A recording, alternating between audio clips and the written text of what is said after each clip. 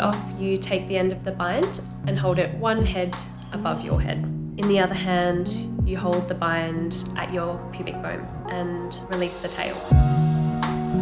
If you're binding yourself, you take the tail over the top of the bind, wrap it underneath, and pull it back up towards yourself and hold it in your teeth.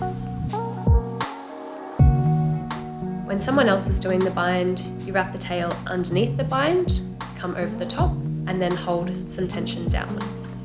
When you wrap the bind around each side, you pull a little bit on the hip to make it nice and firm. At the end, you wrap the bind around twice and then tuck the ends in.